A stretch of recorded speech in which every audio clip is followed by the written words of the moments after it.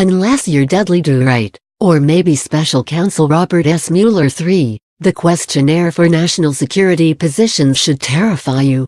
The SF-86, as it's called, is the bruising 127-page confessional required of all government employees seeking permanent security clearances.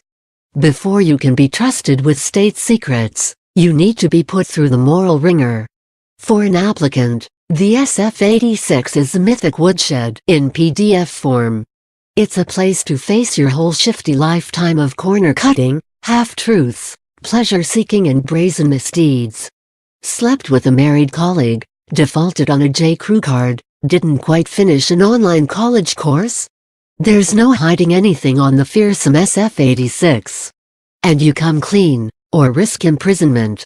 It's odd, then, that Jared Kushner's almost numberless liaisons with foreign nationals and his lies about them didn't land him in deep hot water. Instead, he was waved through to top-secret clearance. In this administration, Kushner's freestyling has gotten him promoted, not indicted. So far, Kushner, President Trump's son-in-law and consigliere, made an eye-popping 100-plus mistakes on his SF-86, a lot of them about Russians. These lies and contacts don't bother his boss, who seems to have had his own liaisons with foreign nationals. It's well known that Kushner had extreme difficulty getting his SF-86 right, and that he was granted multiple chances to try again to tell all. He at first left off that he had used a private email server for state business, as one does, and he failed to include all those meetings with foreign officials. They slipped his mind 100 times.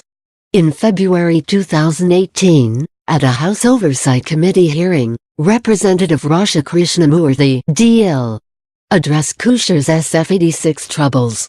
He asked Charles Fallon, director of the National Background Investigations Bureau, "Can you recall if there has ever been an applicant having to submit for a data detailing over 100 errors and omissions being able to maintain their security clearance once those errors and omission have been identified?" "I have never seen that level of mistakes," Fallon replied.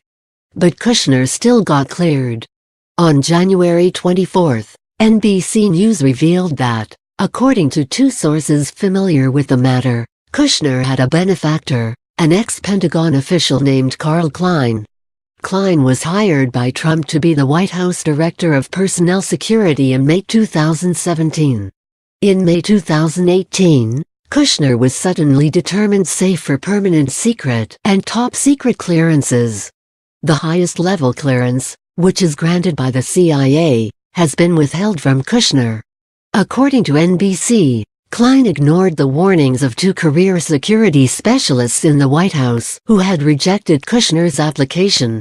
They had suspicions that foreign powers, hostile and otherwise, might have influence over him. On February 27, 2018, The Washington Post reported that, according to current and former U.S. intelligence officials, figures in the United Arab Emirates, China, Israel and Mexico and perhaps other countries had privately discussed and even joked about ways they could exploit Kushner, preying on his financial difficulties, complex business arrangements and naivete about foreign policy.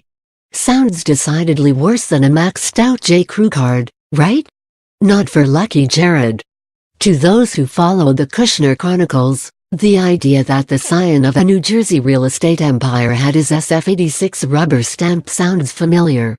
Kushner had managed to hack at least one other entrance test that seemed beyond the scope of his own moral fiber and intellectual firepower. In 1998, Jared's father, Charles Kushner, who later served a year in an Alabama prison camp for crimes including witness tampering, he hired a prostitute to get compromat on his brother-in-law, donated $2.5 million to Harvard University. Shortly thereafter, Jared was admitted to Harvard, class of 2003. A former official at Kushner's high school was not pleased. There was no way anybody in the administrative office of the school thought Jared would on the merits get into Harvard, the official told Daniel Golden, the author of The Price of Admission, How America's Ruling Class Buys Its Way into Elite Colleges and Who Gets Left Outside the Gates. His GPA did not warrant it. His SAT scores did not warrant it. We thought for sure there was no way this was going to happen. Then, lo and behold, Jared was accepted. The family denies any quid pro quo, and presumably, no one can take away Kushner's Harvard participation degree. But on Thursday, a pair of House Democrats, Don Beyer of Virginia and Ted Lieu of California, called on acting White House Chief of Staff Mick Mulvaney to revoke Kushner's security clearance altogether. Seems like a decent first step. Kushner, like his father and his father-in-law, has skated once too often. Kushner has no business playing government, in the words of former Chief of Staff John Kelly, angling for a secure channel with the Kremlin during the Trump transition, communicating with Saudi Crown Prince Mohammed bin Salman in a way that reportedly worries the Pentagon and the State Department, horse trading for a dead-in-the-water border wall compromise. Anyone who needed as many do-overs on his SF-86 as Kushner should not be touching national security issues, much less taking foreign policy into his hands. In this administration, Kushner's freestyling has gotten him promoted, not in